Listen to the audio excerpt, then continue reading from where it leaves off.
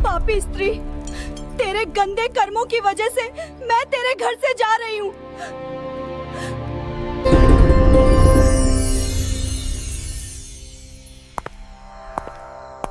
क्या आप जानते हैं, कुछ घर ऐसे होते हैं जहां मां लक्ष्मी कभी प्रवेश नहीं करती। हाँ, कुछ छोटी छोटी गलतियां ऐसी होती हैं जो लक्ष्मी जी को घर से दूर कर देती हैं, और जब वो घर छोड़ देती हैं तो वहां बसता है दुख, दर्द और दरिद्रता का साया। आज हम जानेंगे वो कौन से काम हैं जो मां लक्ष्मी को नाराज कर देते हैं, और कैसे एक स्त्री के कर्म तय करते हैं कि घर में सुख रहेगा या गरीबी। बहुत ही पुराने समय की बात है। एक छोटे से गांव में कुछ ही घर थे। चारों ओर खेत, कच्ची गलियां और मिट्टी की महक। गांव के बीचों बीच घर था सेठ रामदयाल का। रामदयाल कोई बहुत बड़ा जमींदार नहीं था, लेकिन मेहनती और ईमानदार आदमी था। गांव में सब उसे इज्जत से सेठ जी कहते थे। उसका अनाज का छोटा सा व्यापार था जो धीरे धीरे चल निकला था। सुबह सूरज निकलते ही वो काम पर निकल पड़ता, और शाम को थक कर घर लौटता तो उसकी पत्नी सुशीलाबाई उसे दरवाजे पर मुस्कान के साथ स्वागत करती। सुशीलाबाई बहुत ही शांत और संयमी स्त्री थी। चेहरे पर हमेशा सादगी झलकती थी। माथे पर छोटी सी बिंदी, साड़ी का पल्ला सिर पर।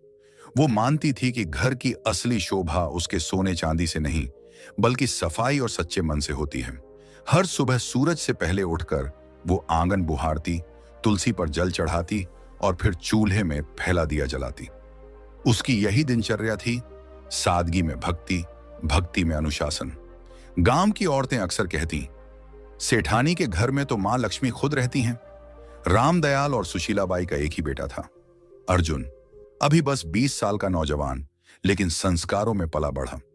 अर्जुन दिन भर पिता के काम में हाथ बंटाता और रात को मां के पास बैठकर उनकी बातें सुनता। वो मां से कहता, अम्मा, जब आप तुलसी के पास दिया जलाती हैं ना, लगता है घर में सचमुच देवी उतर आई हैं। सुशीलाबाई मुस्कुरा देती और कहती, बेटा, देवी तो हर उस घर में रहती हैं जहां सफाई और श्रद्धा होती है। बस उन्हें मानने वाला दिल चाहिए। समय बीतता गया। घर में सब ठीक चल रहा था, लेकिन किस्मत के खेल अजीब होते हैं। एक दिन सुशीलाबाई को हल्का सा बुखार आया। उन्होंने सोचा 2 दिन में उतर जाएगा, लेकिन वो बुखार दिन ब दिन बढ़ता गया। पहले थकान, फिर कमजोरी, और धीरे धीरे हालत ऐसी कि वो रसोई तक नहीं जा पाई। रामदयाल ने गांव के वैद्य को बुलाया।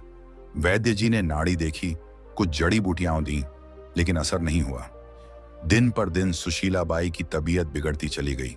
घर का माहौल जो पहले हंसी और पूजा की ध्वनि से भरा रहता था, अब सन्नाटा